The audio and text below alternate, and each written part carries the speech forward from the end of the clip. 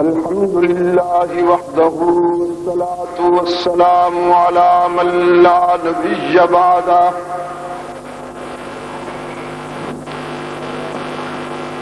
وعلى آله وأصحابه الذين أوفوا عهده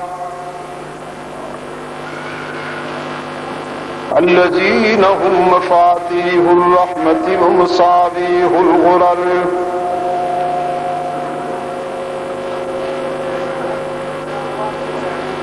أعوذ بالله من الشيطان الرجيم بسم الله الرحمن الرحيم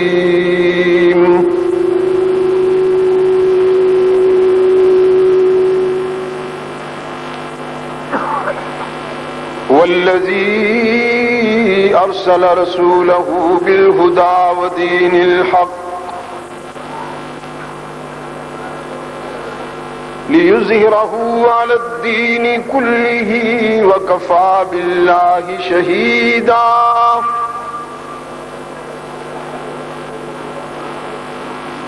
محمد رسول الله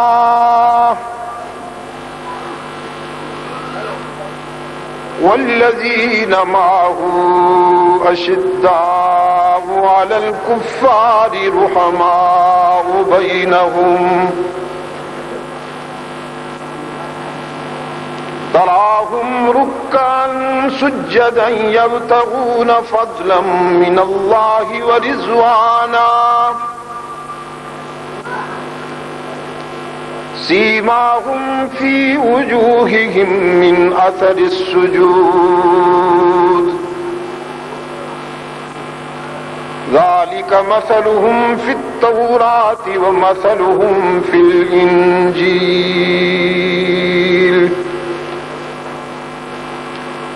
صدق الله مولانا العظيم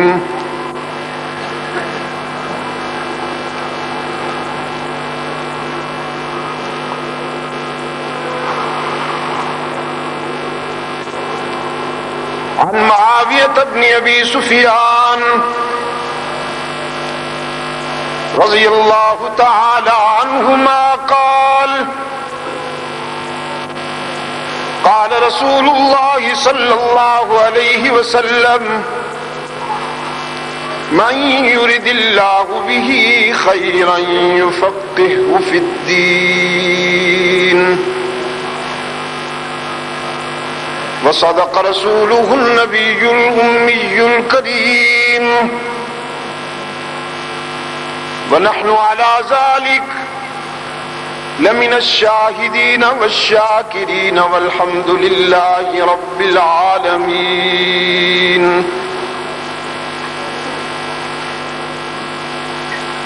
ارباب علم و دانش، محترم بزرگوں اور عزیز دوستوں، آج 11 جولائی 1990 ہم یہاں شاہ ولی اللہ روڈ کراچی صوبہ سندھ پاکستان میں دعوت و تبلیغ کی نسبت سے جمع ہیں۔ اکھائی میمن مجلس کمیٹی کے دوستوں کے زیر اہتمام عالمی مجلس تحفظ حقوق اہل سنت و جماعت کے تعاون سے خلافت راشدہ کے تیسرے تاجدار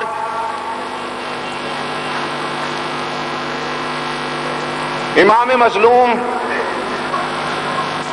داماد رسول محسن ملت اسلامیہ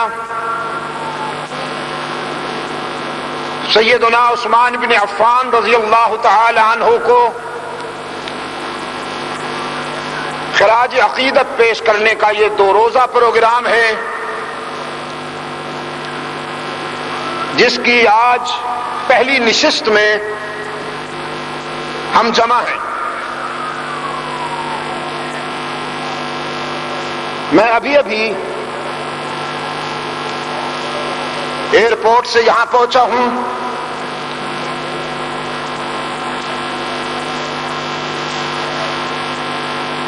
کراچی کے مخصوص حالات کے پیش نظر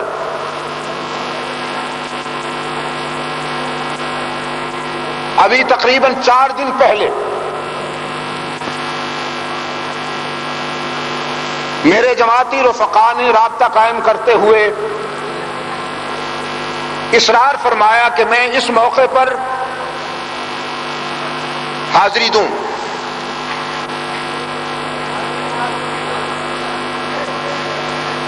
نہایت ہی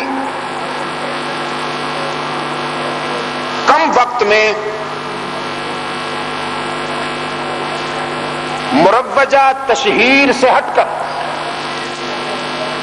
جیسا کہ آپ نے دیکھا اشتہارات بھی پورے شہر میں نہیں لگ سکے، اخبارات میں بھی صحیح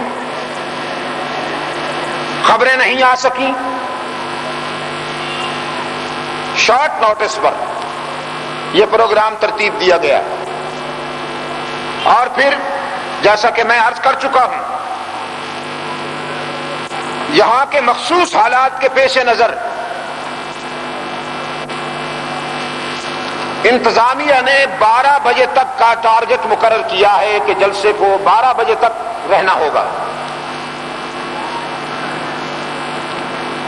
مجھے معلوم ہے کہ جلسے ختم ہونے کے بعد جب آپ گھروں کو جائیں گے، جو دور سے دوست آئے ہوئے ہیں، معلوم نہیں انہیں کہاں کہاں چیک کیا جائے گا. ملٹری کے حضرات ان سے پوچھیں گے تم کہاں گئے تھے، کہاں جا رہے ہو. آپ کی پریشانی میری پریشانی ہے. میں نہیں چاہتا ہوں کہ جلسے کے اختتام کے بعد آپ پریشان کن حالات سے دوچار ہوں. لہذا آج کی اس نشست کو میں 12 بجے تک ہی انشاءاللہ اختتام تک لے جاؤں گا، اور کل کی نشست جس میں آج کی قضا بھی ہم ادا کریں گے، ہم اپنے شاندار ماضی کے اس تابناک کردار کو خراج عقیدت پیش کرنے کے لیے کل پورے نظم و ضبط کے ساتھ جمع ہوں گے، اور میرا بیان انشاءاللہ 10 بجے سے پہلے شروع ہو سکتا ہے، 10 بجے کے بعد نہیں.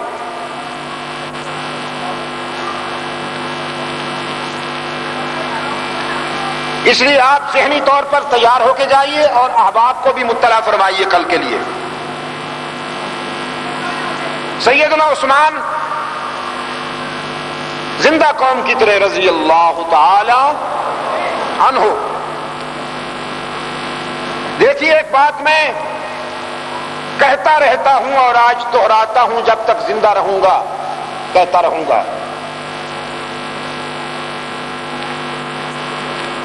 انتظامیہ ظاہر ہے کہ چاہتی ہے ملک و ملت کے حالات بہتر ہوں. اس وقت جو خطرات اور جو اندیشے ہماری قومی تاریخ میں ہولناک طوفان بن کر سامنے کھڑے ہوئے ہیں،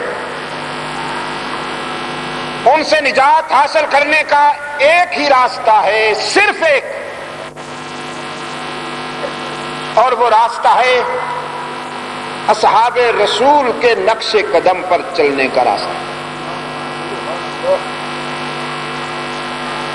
آپ نے بھی دیکھا، میں نے بھی دیکھا. اگر مزید شوق ہے تو آزما لیجیے. کوئی پارٹی، کوئی لیڈر اس پوزیشن میں نہیں ہے کہ اس وقت کے حالات کو وہ قابو کر سکے.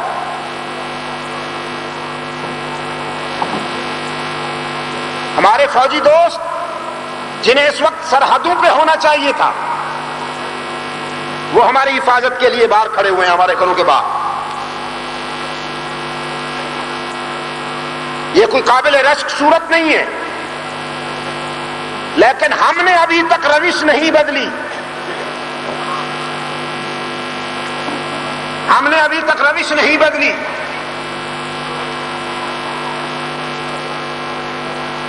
قرآن کہتا ہے کبھی کبھی ہم تمہیں جھنجھوڑتے ہیں تاکہ تم سیدھی راہ پہ آ جاؤ، لعلہم یرجعون. لیکن ہم نے اپنے اندر کوئی تبدیلی پیدا نہیں کی. تو فطرت اپنے ضابطے نہیں بدلا کرتی. فطرت کے ضابطے اٹل ہیں، فطرت کے قوانین اٹل ہیں، اور قومیں جو بوتی ہیں وہ کاٹنے پر مجبور ہوتی ہیں، انہیں وہ اپنا بویا کاٹنا پڑتا. ہم اصحاب رسول کے حوالے سے جو پروگرام ترتیب دیتے ہیں یہ اصل میں ملک و ملت بچاؤ تحریک ہے. یہ تعمیر پاکستان کے لیے. اس لیے آپ ہم سے تعاون کیجئے. نفرت، عصبیت اور شر اور برائی کے جو شعلے اس وقت بھڑک رہے ہیں، ضرورت ہے اس بات کی کہ ابو بکر کے صدق کی، فاروق کے عدل اور عثمان ابن عفان کی شرافت و سخاوت کی اور علی المرتضی رضی اللہ تعالی عنہ کے زہد و ولایت کی ٹھنڈک سے ان شعلوں کو بجھا دیا جائے. ایثار کا تو تصور ہی یہیں سے ملے گا آپ کو کہ عثمان رضی اللہ تعالی عنہ. میں اگر اپنے شاندار ماضی کے حوالے سے ایثار کا کوئی دوسرا ٹائٹل تلاش کروں تو وہ عثمان ابن عفان بنتا ہے، جس نے اللہ کے رسول صلی اللہ علیہ وسلم کے پروگرام کی تکمیل کے لیے ایثار مسلسل کی وہ روایات قائم کی کہ رسول اللہ صلی اللہ علیہ وسلم کو یہ کہنا پڑا اسلام نے سب کی پرورش کی ہے، لیکن عثمان کو اللہ خوش رکھے کہ اس نے اسلام کی پرورش کی ہے. رحمت عالم صلی اللہ علیہ وسلم کو اطلاع ملی مدینے میں میٹھے پانی کا کنواں ایک ہے اور وہ یہودی کی ملکیت ہے.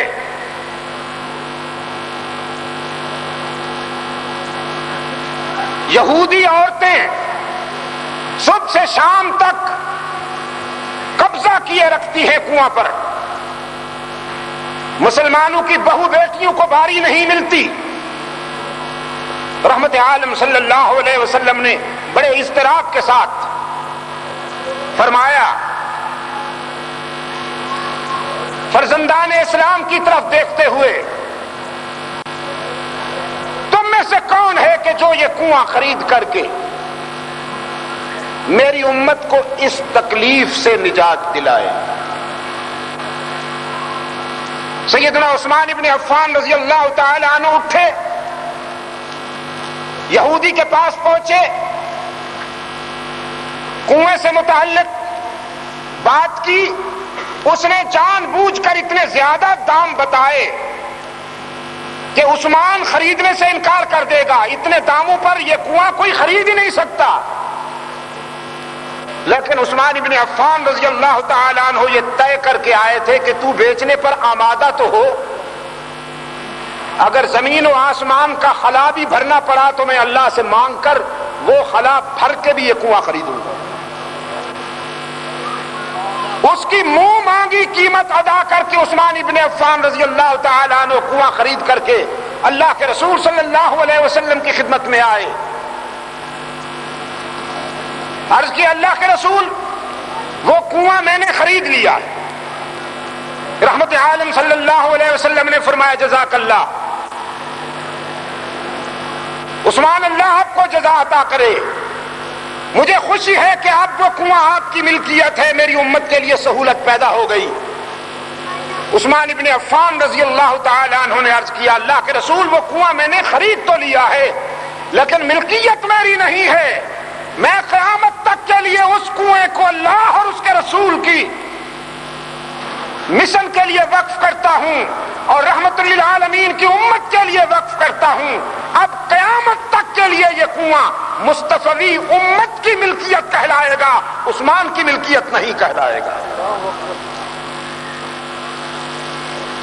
اسی طرح صحن مسجد نبوی میں توسیع کے مرحلے پر عثمان ابن عفان کا ایثار کام آیا.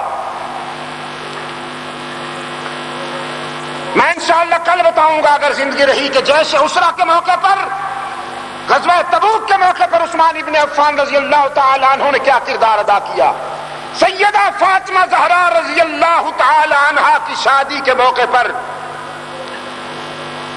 اللہ کے رسول صلی اللہ علیہ وسلم نے اپنے علی سے کہا پیارے کیا ہے تیرے پاس شادی کے اخراجات کے لیے؟ عرض کیا اللہ کے رسول گھوڑا ہے جس پر بیٹھ کر جہاد کرتا ہوں، تلوار ہے جو احقاق حق اور ابطال باطل کے مشن میں کام آتی ہے، اور زرے ہے، باقی اللہ اللہ خیر صلی اللہ. علی کی تجوری میں کوئی سرمایہ نہیں، کوئی دولت نہیں. اللہ کے رسول صلی اللہ علیہ وسلم نے فرمایا زرہ بھی رہنے دو، اپنا تلوار بھی رہنے دو، گھوڑا بھی رہنے دو، زرہ بیچاؤ، اللہ کوئی متبادل انتظام کر دے گا. حضرت علی رضی اللہ تعالیٰ عنہ زرہ بیچنے کے لیے بازار جا رہے ہیں. عثمان ابن عفان رضی اللہ تعالیٰ عنہ کا سامنا ہو گیا. سیدنا عثمان رضی اللہ تعالیٰ عنہ نے پوچھا بھائی کہاں؟ فرمایا بنت رسول سے نسبت کی سعادت حاصل ہو رہی ہے، شادی کے اخراجات پورے کرنے کے لیے زرہ بیچنے جا رہا ہوں. سیدنا عثمان رضی اللہ تعالیٰ عنہ خریدار بن گئے. عرض کیا اگر یہ زرہ میں لے لوں؟ فرمایا الراس والعین، اگر آپ لے لیں خوشی کی بات ہے. قیمت طے پائی اور طے شدہ قیمت حضرت عثمان ابن عفان رضی اللہ تعالی عنہ نے حضرت علی رضی اللہ تعالی عنہ کو دے دی. زرہ حضرت علی رضی اللہ تعالی عنہ نے عثمان ابن عفان کو دے دی. سیدنا علی رضی اللہ تعالی عنہ رقم لے کر زرہ دے کر جب جانے لگے تو عثمان کے پیار نے پکارا علی ٹھہریے، سودا تو بے باک ہو گیا، زرہ میں نے لے لی، رقم آپ کو پہنچ گئی، اب زرہ بھی آپ رکھ لیجئے،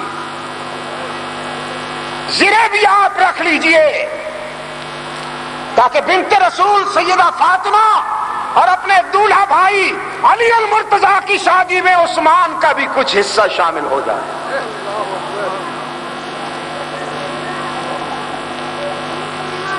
سیدنا علی المرتضیٰ رضی اللہ تعالیٰ عنہ عثمان ابن عفان کے ایثار سے متاثر ہو کر آپ دیدہ ہو گئے اور رحمت عالم صلی اللہ علیہ وسلم کی خدمت میں واپس آئے. اللہ کے رسول صلی اللہ علیہ وسلم نے دیکھا حضرت علی رضی اللہ تعالیٰ عنہ زرے بھی لے آئے ہیں اور دینار بھی کٹھڑی میں اٹھا رکھے ہیں. 400 سے زیادہ دینار تھے، گٹھڑی میں وہ بھی اٹھا رکھے ہیں. رحمت عالم صلی اللہ علیہ وسلم نے فرمایا علی کیا تم نے زرے بیچی نہیں؟ حضرت علی رضی اللہ تعالیٰ عنہ نے ساری کہانی دوہرا دی. اللہ کے رسول صلی اللہ علیہ وسلم نے فرمایا عثمان میں تیرے کس احسان کا بدلہ دوں؟ اللہ ہی تجھے بدلہ دے سکتا ہے، میں تیرے کس احسان کا بدلہ دوں؟ عزیز دوستو،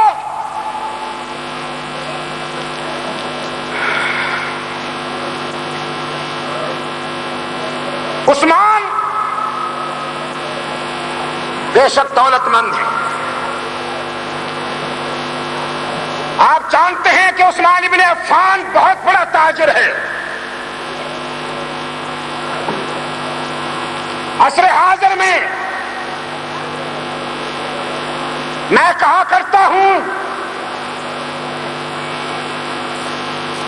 دولت مند طبقہ اگر عثمان ابن عفان اور ابو بکر صدیق کے نقش قدم پر چلے اور محنت کش طبقہ سلمان و بلال و بوذر کے نقش قدم پر چلے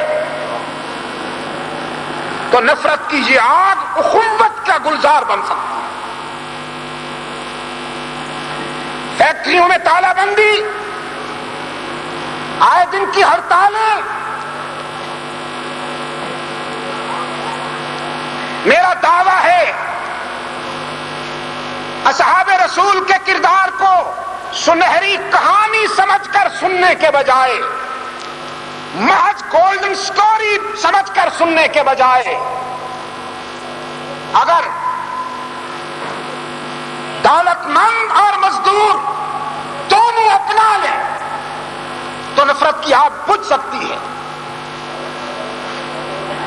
عثمان ابن عفان رضی اللہ تعالیٰ عنہ کے مال تجارت کے قافلے میلوں تک چلا کرتے تھے، لیکن کوئی تکبر نہیں، کوئی غرور نہیں، کوئی رعونت نہیں. رات کو جب لوگ سو جاتے تو عثمان کی آنکھ بیدار ہو جاتی، تلاش کرتے، بیواؤں کے گھر رات کے سناٹے میں چھپ چھپ کر آٹے کی بوریاں رکھ کے آتے، مساکین اور یتامہ کی کفالت اس خفیہ انداز میں کرتے کہ دن کی روشنی میں اگر آنکھیں چار ہوں تو یہ شرمندہ نہ ہو جائے میرے سامنے. آج اگر غلطی سے ہماری جیب سے کسی کے لیے کچھ تھوڑی سی بھلائی ہو جائے، ہماری جیب سے اگر ذرا سی کوئی بھلائی ہو جائے تو ہم قدم قدم پہ تانا دیتے کہ میں نے فلاں موقع پر تم پر احسان کیا، تم بھول گئے ہو مجھے، میں وہ ہوں. حالانکہ محسن صرف وہی ہے، رزاق صرف وہی ہے، وہی دیتا ہے، رزق کا ذمہ دار صرف وہی ہے. انسان جب کسی کو عطا کرتا ہے تو یہ اس کا کرم ہے کہ وہ اپنا رزق اپنے کسی بندے کے ہاتھوں کسی بندے تک پہنچا دیتا ہے، وہ اپنے بندے کو عزت عطا کرتا ہے. ادروائز رزاق مطلق اللہ کے سوا کوئی نہیں. یہ تو ہمارا ایمان ہے. چھپ چھپ کر عثمان ابن عفان رضی اللہ تعالیٰ عنہ بیواؤں کے گھر میں آٹے کی بوریاں ڈال آتے، یتامہ اور مساکین کے گھر میں آٹے کی بوریاں ڈال آتے، جس کی وجہ سے ان کی مقبولیت اور محبوبیت کا یہ عالم تھا. ارباب علم و دانش اس قدر پاپولر تھے عثمان ابن عفان. اسلام سے پہلے کی بات کر رہا ہوں، کہیں آپ یہ نہ سمجھے کہ مسلمان ہونے کے بعد سخی ہو گئے. زمانہ اسلام سے پہلے کی بات کر رہا ہوں. مکے میں سب سے بڑا دسترخوان عثمان ابن عفان کا ہوا کرتا تھا، بلا امتیاز، دوست دشمن اپنے پرائے کے امتیاز کے بغیر عثمان چن چن کر محتاجوں کو اپنے دسترخوان پہ بٹھاتے اور کھانا کھلاتے. اگر کسی کے لباس کو پرانا محسوس کرتے تو نیا لباس لے کے دیتے. متعدد بار ایسے ہوا کہ کسی شخص کا پھٹا ہوا لباس نظر آیا، اپنا لباس اتار کے اسے پہنا دیا اور اس کا پھٹا ہوا لباس اتار کے خود پہن لیا. آپ ذرا اس طرح کسی سے کیجئے، پھر دیکھیے اس کے دل میں آپ کی محبت کے کیسے چراغ روشن ہوتے ہیں. ان کی مقبولیت اور محبوبیت کا یہ عالم تھا عثمان ابن عفان کا زمانہ اسلام سے پہلے، کہ مکے کی مائیں جب اپنی بچوں کو سلاتی تو لوریاں دے دے کے سلاتی کہ سو جاؤ میرے لال، میں اس طرح تجھ سے محبت کرتی ہوں جیسے قریش عثمان ابن عفان سے محبت کرتے ہیں.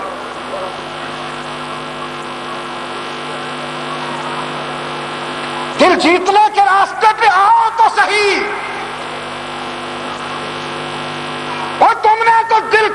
کے سوا کچھ سیکھا نہیں. دل جیتنے کے راستے پہ آئے تو صحیح.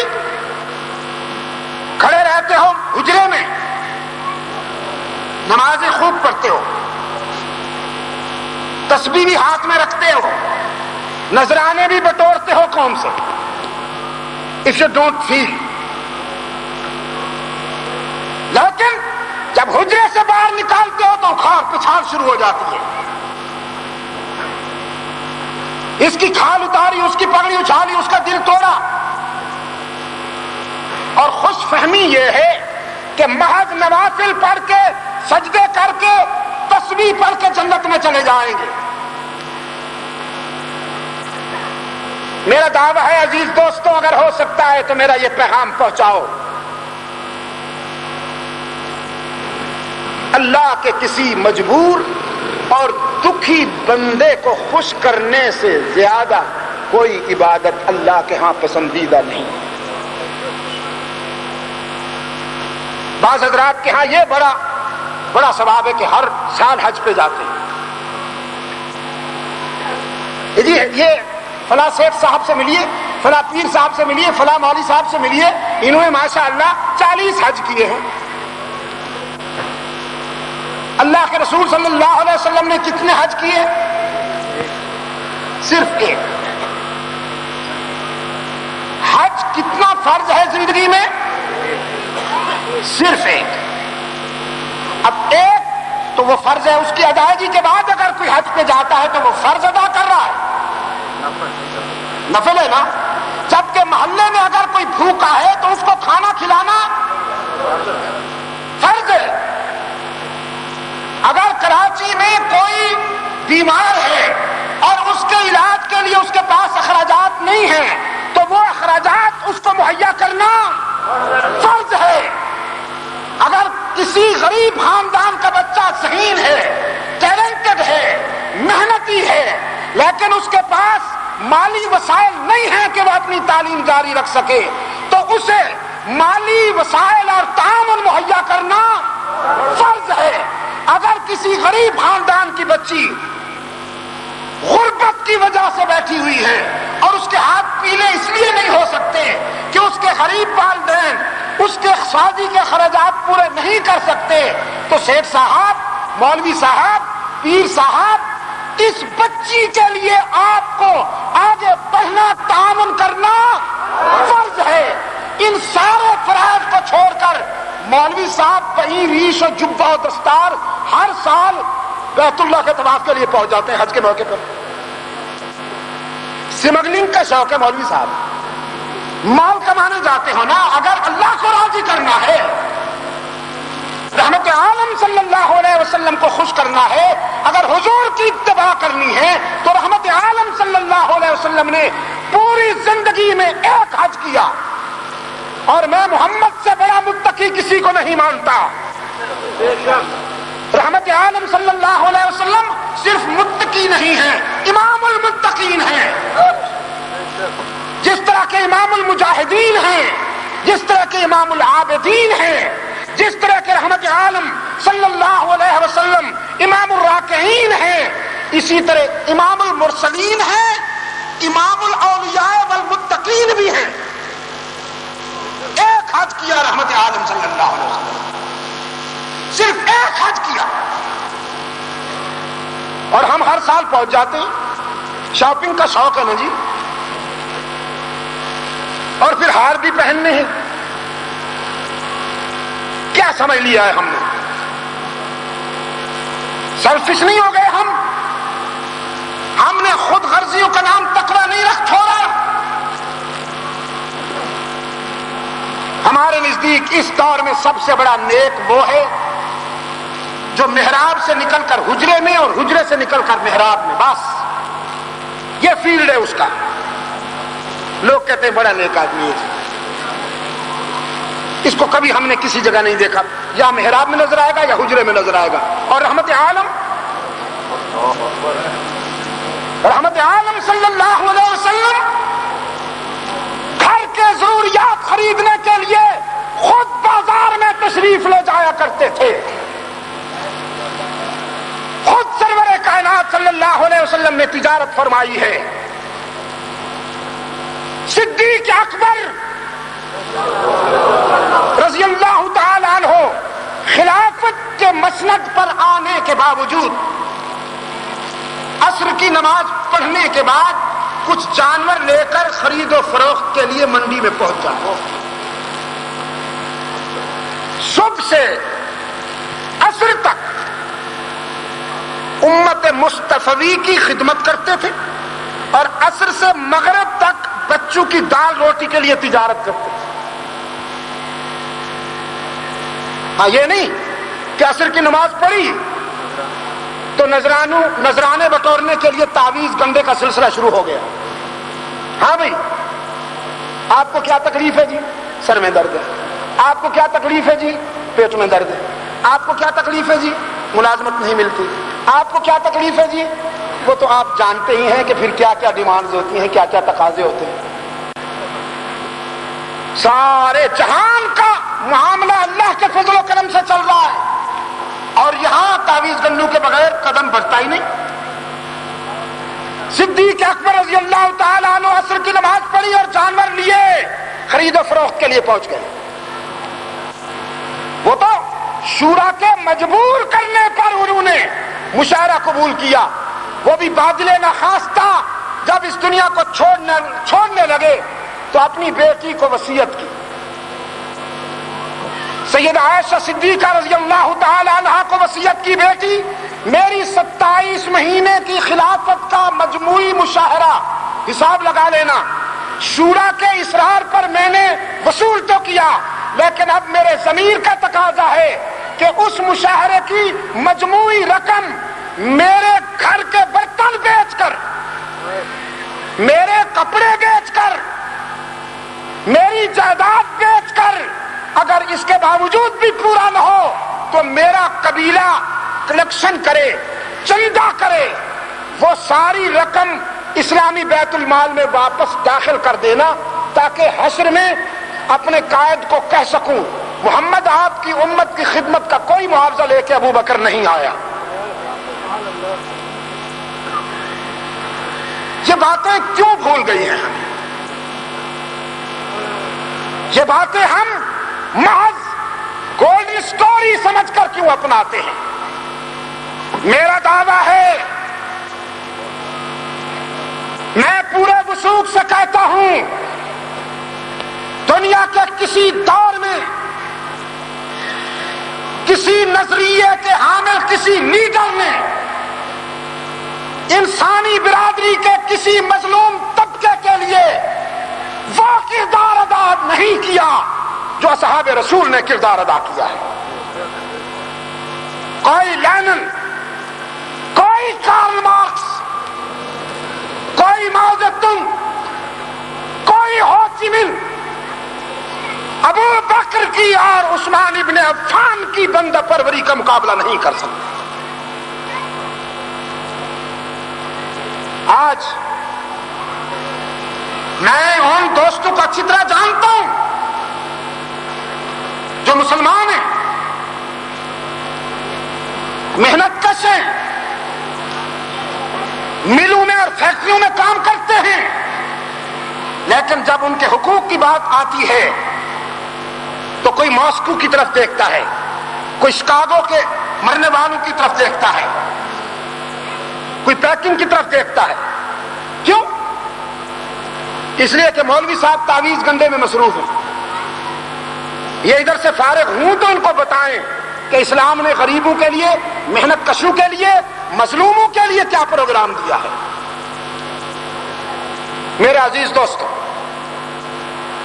مسلم شریف کی ایک روایت پر آج کی گفتگو ختم کرتا ہوں.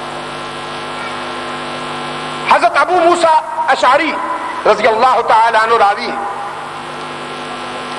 فرماتے ہیں کنت مع النبی صلی اللہ علیہ وسلم فی حائط من حیطان المدینہ, میں اللہ کے رسول صلی اللہ علیہ وسلم کے ساتھ مدینہ کے کھجوروں کے ایک باغ میں حاضر تھا. فجاء رجل, ایک شخص آیا, فاستفتح, اس نے نوک کیا اور حاضری کی اجازت چاہیے۔ اللہ کے رسول صلی اللہ علیہ وسلم نے فرمایا افتح لہو، دروازہ کھولیے، وبشرہ بالجنہ، اور اسے جنت کی بشارت دیجیے۔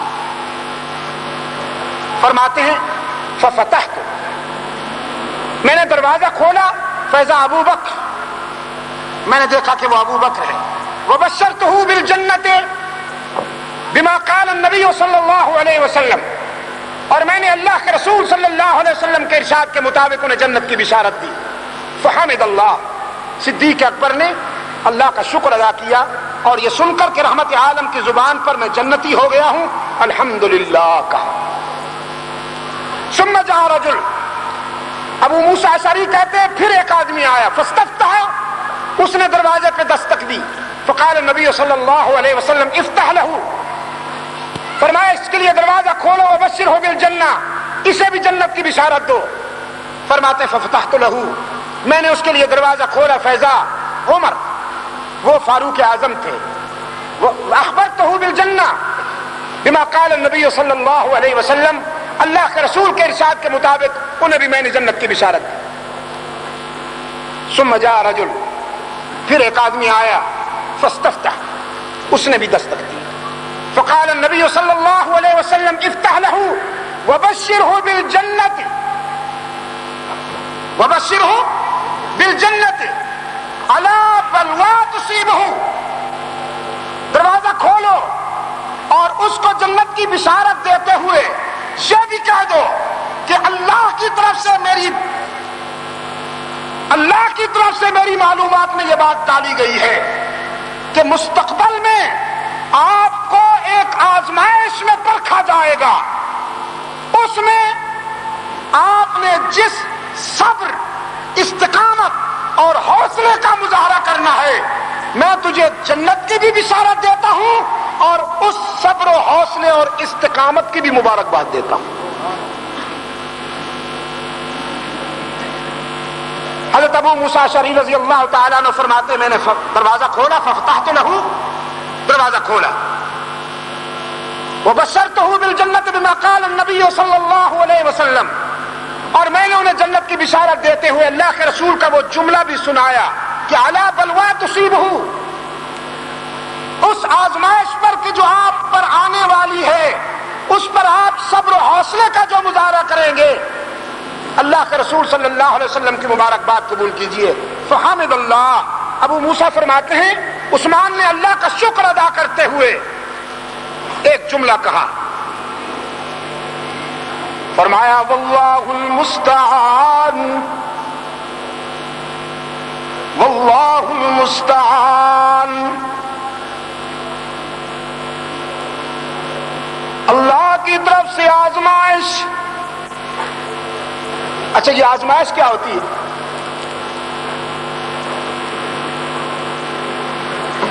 میں نے شاید پہلے کسی مرحلے پر ضرور کہا ہے، مجھے یاد آتا ہے، کبھی کسی زرگر کی دکان پہ آپ گئے ہیں؟ غریب لوگ کیوں جائیں زرگر کی دکان پہ؟ گزرے تو ہوں گے، اگر بصری نہیں تو سماعی علم تو ہوگا، سنا تو ہوگا۔ سونے کو خاص قسم کی آگ میں ڈالتے ہیں وہ، یا زیور کو خاص قسم کی آگ میں ڈالتے ہیں، وہ اتنی تیز ہوتی ہے، عام آگ کے مقابلے میں وہ بہت شدید ہوتی ہے۔ سونے کو تباہ کرنے کے لیے ڈالتے ہیں یا کھرا کرنے کے لیے؟ کھرا کرنے کے لیے، تاکہ اس کے اندر جو کھوٹ ہے وہ ختم ہو جائے اور خالص نکھر جائے۔ اب تعالیٰ نے فرمایا حسب الناس ان یترکوا ان یقولوا آمنا، احسب الناس ان یترکوا ان یقولوا آمنا وهم لا يفتنون۔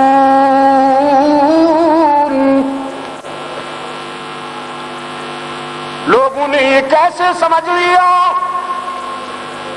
کہ صرف زبانی مومن کہلا کر جنت میں پہنچ جائیں گے، نہ، جو ہمارا بنے گا ہم پھر اپنے کو کھرا کرنے کے لیے کبھی کبھی آزمائش کی بھٹی میں ڈالیں گے، امتحان کے شعلوں سے گزاریں گے، آزمائش و امتحان کی بھٹی میں ڈال کر ہم بھی اسے کھرا دیکھنا چاہتے ہیں، ہم اسے کندن بنانا چاہتے ہیں۔ سیدنا عثمان ابن عفان رضی اللہ تعالیٰ عنہ کو بھی، اور میں تو کہا کرتا ہوں عزیز دوستو، کراچی کے روشن ضمیرو، وہ عظیم بھی نہیں ہے جو مظلوم نہیں۔ عظیم بننے کا شوق تو سب کو ہے نا، لیکن مظلومیت کا سفر کرنے کو تیار نہیں۔ خواہش یہ ہے کہ ہم خود بھی عظیم ہوں، ہمارا سفر بھی عظیم ہو، مظلومیت کی طرف نہیں جانا۔ عظیم بننے کے لیے مظلوم بننا ضروری ہے۔ اللہ نے چاہا تو کل انشاءاللہ پھر یہ بات ہوگی۔ اور کل کے لیے میں نے کیا کہا ہے ابھی، 10 سے پہلے تو بات شروع ہو سکتی ہے میری انشاءاللہ، 10 کے بعد نہیں۔ لہذا آپ کو آج کے لیے بعض دوستوں کو یقین بھی نہیں تھا، مثلا آج ظہر کے بعد ایک دوست کا فون ملتان گیا، کہنے لگے ایک چھوٹی سی 1 سطر والی خبر لگی ہوئی ہے کسی اخبار میں کہ آپ آ رہے ہیں، کیا یہ سچ ہے؟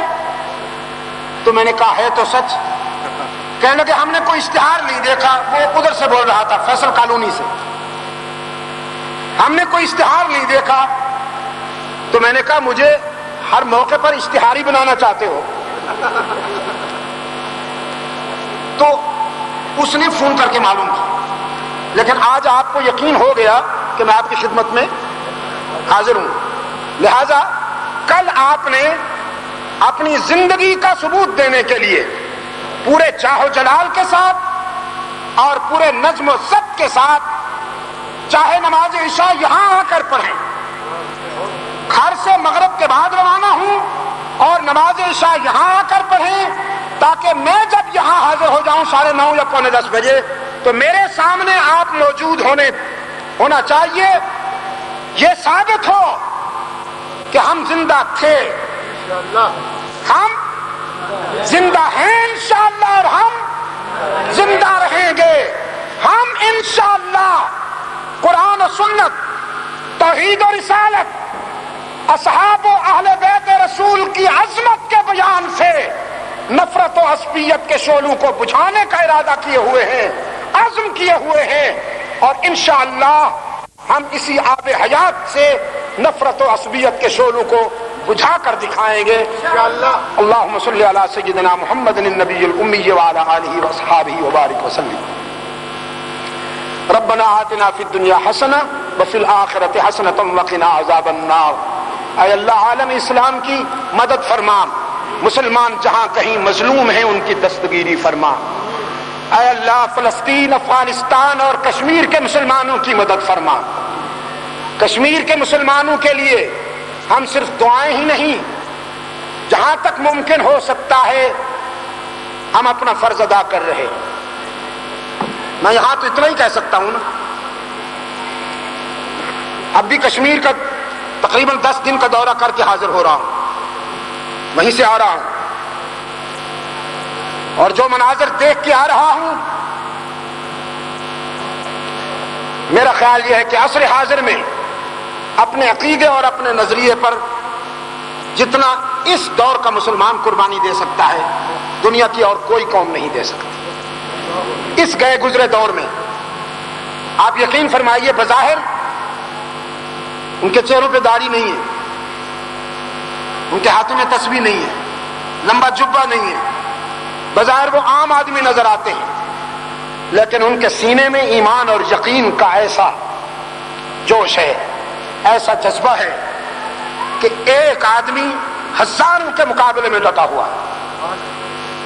اے اللہ ان کی مدد فرما اور ہمیں یہ سعادت عطا فرما کہ ہم عملاً ان کے کام آ سکیں، پاکستان کو امن و سلامتی کا گہوارہ بنا۔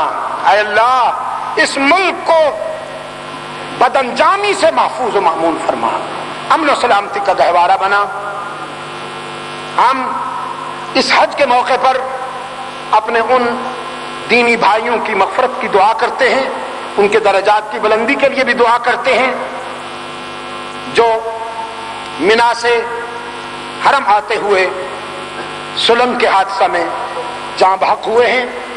اللہ تعالیٰ ان کے درجات بلند فرمائے، اور ان کی درجات کی بلندی کی ایک بات یہ بھی ہے کہ رحمت عالم صلی اللہ علیہ وسلم کا ارشاد ہے، سفر حج میں مرنے والے کے نامہ اعمال میں قیامت تک جتنے بھی حج ہیں وہ سب کے سب لکھے جائیں گے۔ بہت بڑی سعادت ہے۔ اللہ تعالیٰ انہیں اپنی جوار رحمت میں دائمی ٹھکانہ عطا فرمائے اور ان کے ورثاء کو صبر جمیل عطا فرمائے۔ وصلی اللہ تعالی علی خیر خلقہ محمد وعلی آلہ وصحبہ وبارک وسلم۔